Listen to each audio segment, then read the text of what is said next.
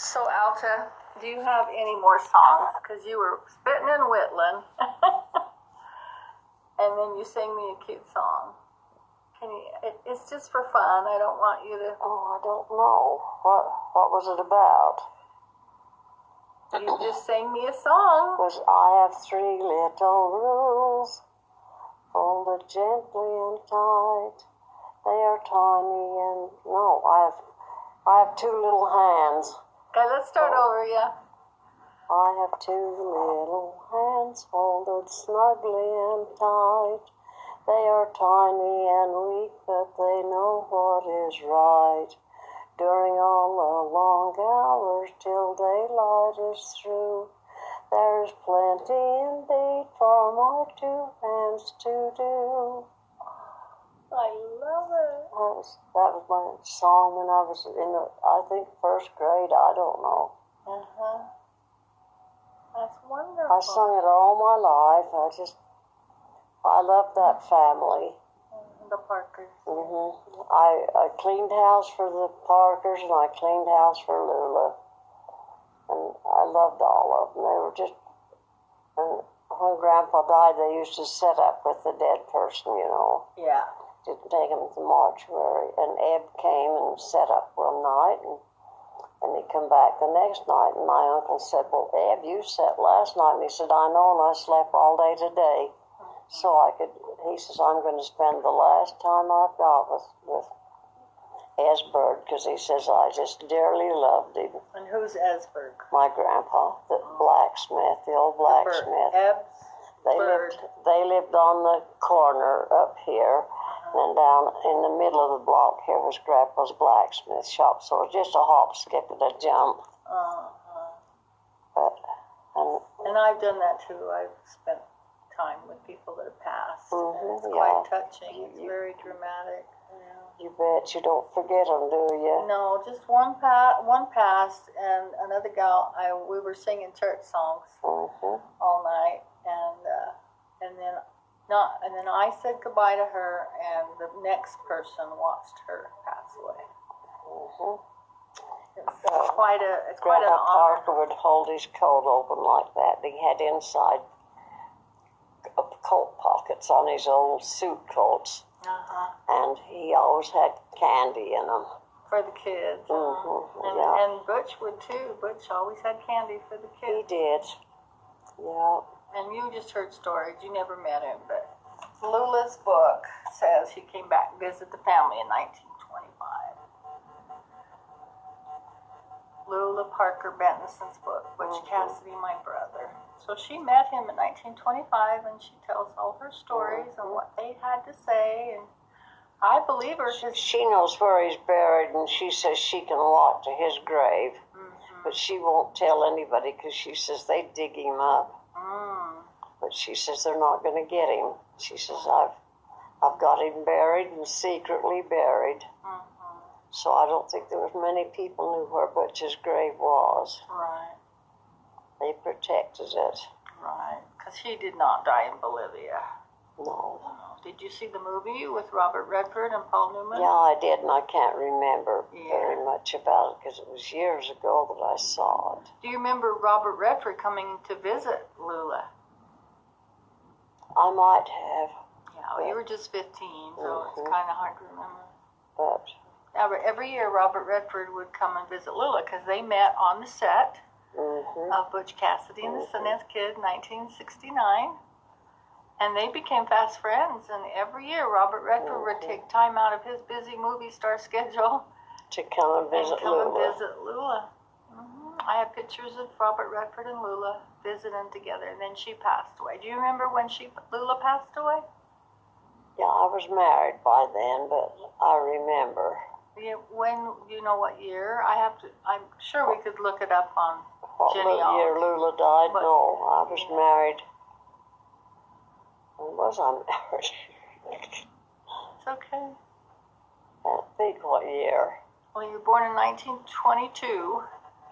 How old were you when you were? 17, so that would be 39, wouldn't it? Yeah, you were married in 1939. Yeah. And Maxie died in 38 or 37. Yeah, he'd been dead a while. Bless his old heart. And then Lula, she was probably, how old was she when she passed? 75 or something? She would have been old, quite old. She was a pretty woman. Yeah. And she was a sweet woman. We just loved her. Do you remember anything about being the Avon lady for town? Was Lula the Avon lady? Me? Lula. Oh, Lula.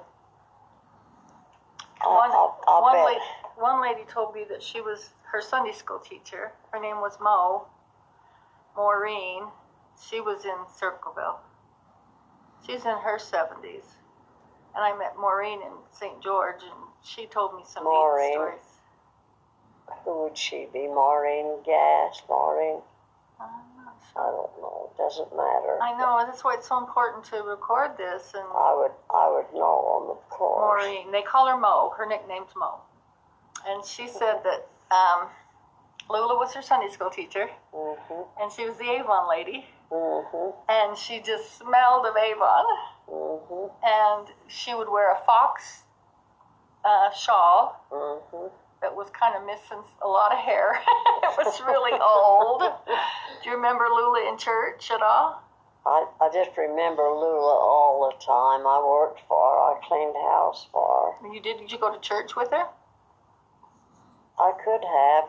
But you're just 15, so it's hard to remember. Just younger than that, when I used to probably go to church with her.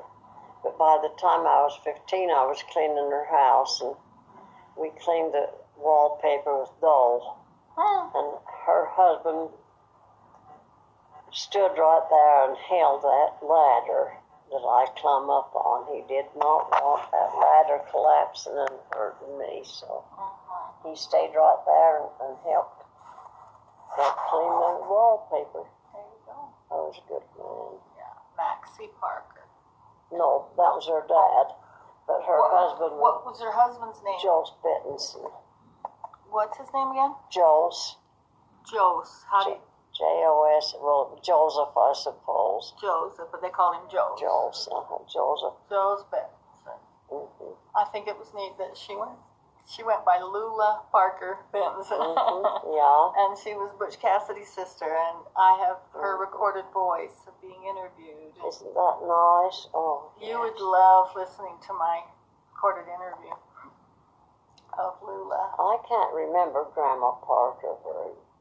I doubt if I even remember her. Well, she'd passed away. She died quite, in the book, Butch Cassidy, My Brother, by Lula Parker Benson. Yeah.